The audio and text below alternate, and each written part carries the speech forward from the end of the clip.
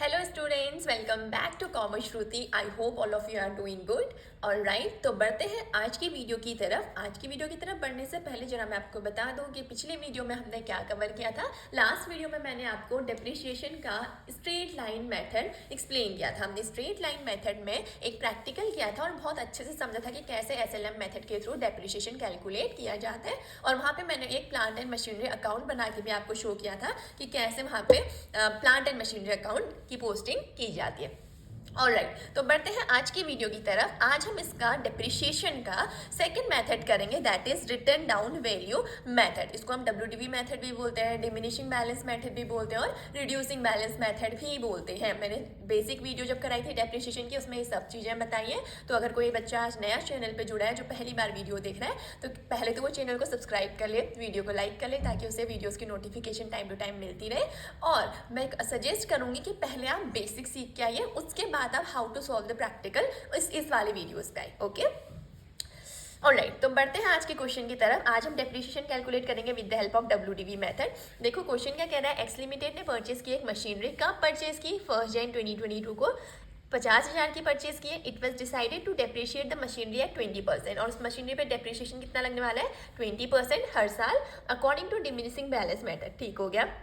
देखो मैंने यहाँ पे डब्ल्यूडीवी मेथड लिखा, लेकिन क्वेश्चन में आपसे कैसे पूछा गया कि 20% डेप्रिसिएशन लगेगा according to diminishing balance method. इसीलिए आपको हर एक मेथड के जो दूसरे दूसरे नाम से उनको जाना जाता है, वो सारे नाम पता होने जरूरी है। Okay, the accounts are closed on 31 December every year. Calculate depreciation for 4 years.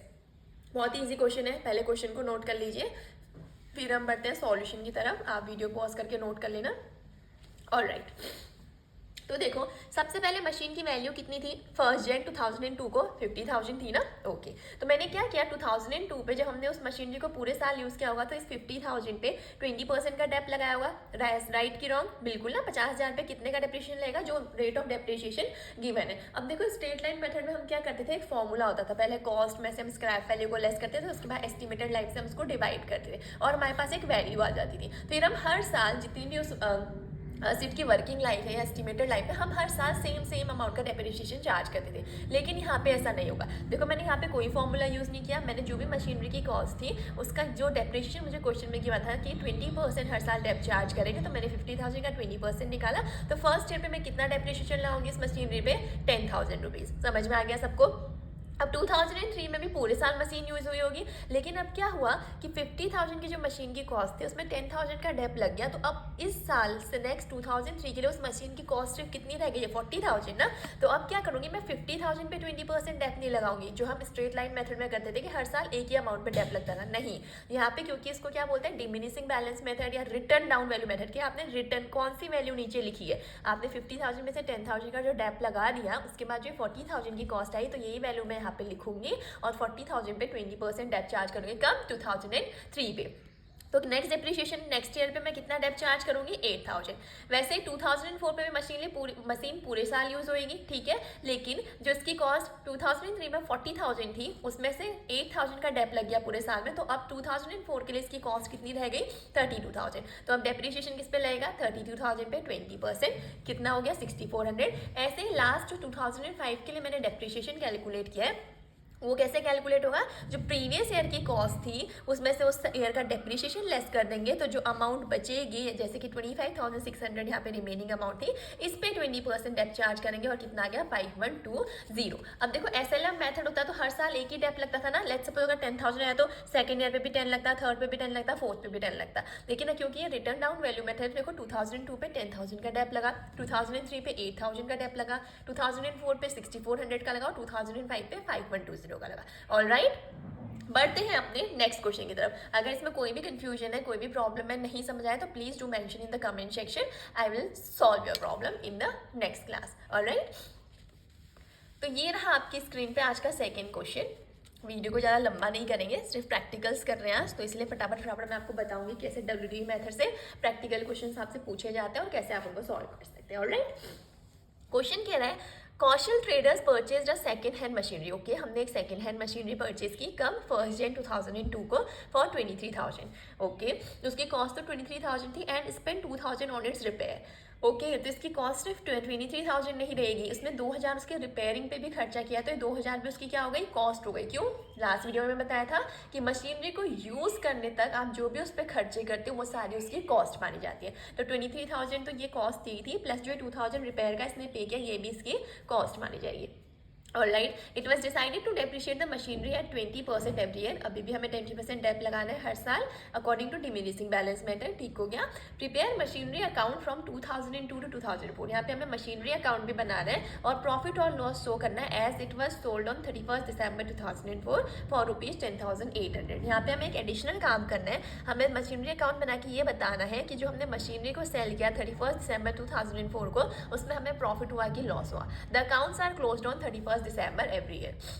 बहुत ही इंटरेस्टिंग क्वेश्चन लेके आई हूँ मैं आपके सामने, क्योंकि हर बार ऐसे पूछ लेता है कि मशीनरी अकाउंट बनाओ और बताओ कि मशीनरी सेल आउट करने पे आपको प्रॉफिट हुआ कि लॉस हुआ। तो सबसे पहले डेप्रिसिएशन कैलकुलेट करते हैं। उसने क्या बोला है कि हमें डेप्रिसिएशन मशीनरी अकाउंट क्योंकि 2002 से 2004 तक बनाना है, तो हमें इतने साल का डेप्रिसिएशन भी चाहिए होगा। ऑलराइट, तो देखो टोटल कॉस्ट कितनी हुई मैंने भी आपको बताया, 23,000 जो कॉस्ट थी प्लस 2,000 उसके रिपेयर पे लगा, तो टोटल कॉस्ट कितनी आ गई यहाँ पे 25,000। अब देखो 2002 पे डेप कितना लगा होगा, जो टोटल कॉस्ट थी उसी का तो 20% लगा होगा। राइट और रॉन्ग? 20% डेप चार्ज करना था, तो टोटल कॉस्ट का 20% लगाएंगे फर्स्ट ईयर पे हम, क्योंकि अभी उसकी कॉस्ट कितनी है 25,000। तो 25,000 का 20% कितना हो गया 5,000। अब जब मैं अगले ईयर 2003 पे डेप्रिशिएशन कैलकुलेट करूंगी तो मैं क्या मानूंगी कि इस 25,000 में से 5,000 की मशीनरी को हम यूज़ कर चुके हैं, इतना उस पर डेप लग चुका है, तो अब उस मशीन की कॉस्ट सिर्फ कितनी रहेगी, मान ले 20,000। तो इस 20,000 पे अब क्या लगेगा 20% का डेप लगेगा, जो कि कितना आ गया 4,000। ऐसे जब मैंने 2004 के लिए डेप्रिशिएशन कैलकुलेट किया तो हम क्या एज्यूम करेंगे कि जो 2003 पे इस मशीनरी की जो कॉस्ट थी वो 20,000 थी, उसमें 4,000 का डेप्रिशिएशन इस साल लग गया, तो अब नेक्स्ट ईयर के लिए इसकी वैल्यू सिर्फ कितनी लग गई, कॉस्ट कितनी लग गई 16,000। तो अब मैं 16,000 पे 20% डेप लगाऊंगी तो कितना होगा 3200, यानी कि 2002 पे 5,000 का डेप लगा, 2003 पे 4,000 का डेप लगा एंड 2004 पे 3,200 का डेप्रिशिएशन लगा। ऑलराइट, तो बढ़ते हैं नेक्स्ट केस का, मशीनरी अकाउंट कैसे बनाया जाएगा। मैंने आपको लास्ट वीडियो में बताया था कि मशीनरी अकाउंट के केस में जनरल एंट्री क्या होती है, अगर मशीनरी परचेज किया तो machinery account debit to bank होती है, राइट, और डेप्रिशिएशन चार्ज किया तो depreciation account debit to machinery account होता है। तो अब क्या हम क्या करते हैं, जब भी लेजर पोस्टिंग करते हैं तो जो भी अकाउंट बना रहे हैं उसके अपोजिट साइड के हम क्या करते हैं, एंट्री को रिकॉर्ड करते हैं। तो देखो सबसे पहले 2002 में हमने मशीनरी परचेज की थी, तो मैंने लिख दिया कि 1 जनवरी को मेरे पास मशीनरी आई, तो उसको मैंने कैसे शो किया, टू बैंक अकाउंट, जिसकी कॉस्ट क्या थी 23,000। और ये टू बैंक अकाउंट क्यों, क्योंकि जो इसकी रिपेयरिंग पे हमने खर्चा किया था उसकी एंट्री भी क्या होगी, रिपेयर अकाउंट डेबिट या machinery account debit to bank, क्योंकि मशीनरी के रिपेयरिंग पे हमने क्या किया था, एक्सपेंस किया था, तो मैंने यहाँ पे भी टू बैंक अकाउंट इसको रिपेयर शो करके यहाँ पे शो कर दिया 2,000। अब देखो इसके क्रेडिट साइड पे क्या आएगा, क्योंकि मशीनरी पे डेप्रिशिएशन भी तो चार्ज होगा, राइट और रॉन्ग, तो मशीनरी पे जो डेप्रिशिएशन चार्ज होगा तो वहाँ पे एंट्री क्या पास की होगी, depreciation account debit to machinery account. तो मशीनरी अकाउंट का नेचर क्या है, क्रेडिट, तो इसलिए मैंने क्रेडिट साइड पे यहाँ पे क्या लिख दिया, बाय डेप्रिशिएशन अकाउंट। कब लिखा मैंने, 31 दिसंबर को डेप्रिशिएशन चार्ज करूंगी, क्योंकि क्वेश्चन में क्या गिवन था, हर साल के एंड पे हम डेप्रिशिएशन चार्ज करेंगे। तो कितना डेप्रिशिएशन आया था फर्स्ट ईयर पे, जल्दी से देखो नोट्स में, मैंने तो नोट किया हुआ है, आपने अगर नोट नहीं किया तो पहले उसको नोट करो। देखो फर्स्ट ईयर पे हमारा डेप्रिशिएशन आया था 5,000। ऑलराइट, अब मैंने दोनों का टोटल किया तो मैंने देखा कि मुझे बैलेंस जो कैरी डाउन करना है वो कितना था 20,000, यानी कि इतनी अब मशीन की कॉस्ट मेरे पास रिमेनिंग है। और ये मैंने सेम चीज़ जब डेप्रिशिएशन कैलकुलेट करी थी तब भी मेरे पास ये अमाउंट आई थी, अगर आपने ध्यान दिया हो, ठीक है। अब देखो 2003 पे फिर से 1 जनवरी को मैंने क्या किया, इस बैलेंस को यहाँ ब्रॉड डाउन किया टू बैलेंस बीडी, यानी कि अब मशीनरी की कॉस्ट जो 2003 पे हो कितनी है, सिर्फ 20,000। सबको समझ में आया, ठीक है। अब क्या करेंगे, इस 20,000 पे भी डेप्रिशिएशन हमने चार्ज किया होगा, तो फिर से डेप्रिशिएशन चार्ज करने की एंट्री पास की होगी, तो डेप्रिशिएशन को हमने क्या किया, बाय डेप्रिशिएशन अकाउंट। अब इस 20,000 पे जो हमने डेप कैलकुलेट किया था वो कितना आया था, 4,000 आया था ना, तो मैंने यहाँ पे 4,000 लिख दिया। जब इसको बैलेंस किया तो हमारा बाय बैलेंस कैरी डाउन कितना आया, 16,000। ऑलराइट, तो ऐसे ही अब थर्ड ईयर के लिए हम क्या करेंगे, मशीनरी अकाउंट में एंट्रीज रिकॉर्ड करेंगे। जो हमने 2004 पे हमने फिर क्या किया, बैलेंस ब्रॉड डाउन किया 1 जनवरी को 16,000। अब हमारा डेप्रिशिएशन किस में लगता है, इस 16,000 पे। ऑलराइट, तो मैंने कैलकुलेट किया था अभी 16,000 पे 20%, तो डेप्रिशिएशन कितना आया था 3,200 ही आया था ना, आया था कि नहीं आया था। तो ये जो 3,200 डेप आया था ये मैंने यहाँ पे नोट कर दिया। अब मुझे मेन ये बताना है कि मशीनरी को सेल आउट करने में प्रॉफिट हुआ या लॉस हुआ। अब एक चीज़ देखो, यहाँ पे थोड़ा सा कैलकुलेशन मैं आपको एक्सप्लेन करती हूँ। 16,000 की देखो मशीनरी थी, ओके, 16,000 की मशीनरी थी, डेप कितना लग गया 3,200।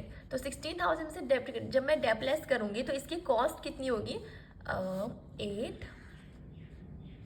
32,100। जब मैं 16,000 में से इस साल का डेप्रिसिएशन लेस करी हूँ 3,200, तो यानी कि अब इस मशीनरी की कॉस्ट कितनी रह गई थी 12,800। इस कॉस्ट से हमें क्या करना होता है, इसी कॉस्ट मतलब हम जब मैं अगर मशीनरी को बेचने जाऊँगी तो यही कहूँगी ना कि 2004 पे यूज़ करने के बाद जब इसकी कॉस्ट एक्चुअली में स्टार्टिंग में 16,000 थी, लेकिन इस पर अब 3,200 का डेप्रिसिएशन लग चुका है, तो इस मशीनरी की कॉस्ट 2005 के लिए या नेक्स्ट ईयर के लिए सिर्फ कितनी रहेगी 12,800। यानी कि मशीन की कॉस्ट कितनी थी 12,800। और क्या बोला है क्वेश्चन में पढ़ो जरा, उसको हमने सेल कितने में कर रखा है 10,800। करा है कि नहीं करा है, मतलब जिस मशीनरी की कॉस्ट डिप्रिशिएशन चार्ज करने के बाद भी 12,800 ठहरी थी, उस मशीनरी को हमने 10,800 में सेल आउट किया। ध्यान से सुनना कि कैसे प्रॉफिट और लॉस कैलकुलेट किया जाता है। ये सारे स्टेप मैंने आपको जो बताए ये सब कुछ नहीं है, ये एंट्री पास करनी आपको आनी चाहिए, क्योंकि आपकी मशीनरी परचेज करने की एंट्री क्या होती है आपको पता है, machinery to bank. Depreciation charge करने की एंट्री क्या होती है, डेप्रिसिएशन टू मशीनरी। तो मैंने कुछ नहीं किया, मैंने बस यहाँ पे अमाउंट या वैल्यूज़ को पुट किया। लेकिन अगर आपको फिर भी समझ नहीं आया तो आप प्लीज़ कॉमेंट सेक्शन में बता देना, मैं और अच्छे से इलैबोरेट करके एक्सप्लेन कर दूँगी। ऑलराइट, लेकिन यहाँ पे मेन चीज़ क्या सीखनी है आपको कि प्रॉफिट हुआ कि लॉस हुआ। ठीक है, तो अब देखो मैंने क्या कहा कि इसकी कॉस्ट जो लास्ट ईयर पे जहाँ पे मुझे प्रॉफिट और लॉस बताना है उसमें देखा मैंने कि मशीन की कॉस्ट स्टार्टिंग में तो 16,000 थी, लेकिन इस साल पूरे साल यूज़ हुई तो 3,200 का डेप लग गया, तो अब उसकी कॉस्ट कितनी रह गई थी 12,800 रह गई थी। लेकिन हमने इस मशीन को 10,800 में बेचा है, तो क्या मुझे लॉस हो रहा है कि प्रॉफिट? ऑब्वियसली लॉस हो रहा है। 12,800 में भी सेल आउट करनी चाहिए थी, लेकिन मैंने 10,800 में सेल आउट करी तो मेरे को लॉस हुआ। तो मैंने इसको लॉस को कहाँ शो कर दिया, by profit and loss account करके लॉस ऑन सेल करके यहाँ पे 2,000 का लॉस शो कर दिया। तो इसीलिए मशीनरी अकाउंट या असेट के अकाउंट बनाए जाते हैं टू फिगर आउट कि हमने जो मशीनरी परचेज की थी देन उसमें हमने डेप्रिसिएशन चार्ज किया, तो जब हमने उस मशीनरी को अगर कहीं मिड में सेल आउट किया तो क्या उस मशीनरी को सेल करने पे हमें प्रॉफिट हुआ कि लॉस हुआ। ऐसे आप इसको क्या कर सकते हो, फिगर आउट कर सकते हो। ऑलराइट, आई होप आपको ये चीज़ें समझ आएगी कैसे मैंने मशीनरी अकाउंट बनाया, कैसे लॉस या प्रॉफिट को कैलकुलेट किया। इन केस आपको कोई कन्फ्यूजन हुआ या कोई चीज़ समझ में नहीं आई तो आप प्लीज़ मुझे कमेंट सेक्शन में बताना, मैं उसे अच्छे से एक्सप्लेन करूँगी और नेक्स्ट क्लास में पहले आपका डाउट क्लियर करूँगी, देन हम आगे बढ़ेंगे। अब नेक्स्ट क्लास में मैं आपके लिए जो लेके आऊँगी वो कंबाइन 1-2 क्वेश्चंस लेके आऊँगी जो कि स्ट्रेट लाइन मेथड और रिटर्न डाउन वैल्यू मेथड के ही होंगे। ओके, मतलब थोड़ी सी प्रैक्टिस और एडिशनल हो जाएगी, थोड़े से अच्छे क्वेश्चंस आपके लिए मैं लेके आऊँगी। तो आज की वीडियो में इतना ही। अगर आपको वीडियो पसंद आई हो, कुछ समझ में आया हो तो प्लीज़ वीडियो को लाइक करिएगा, चैनल को सब्सक्राइब करिए और ज़्यादा से ज़्यादा अपने फ्रेंड्स के साथ भी शेयर करिए।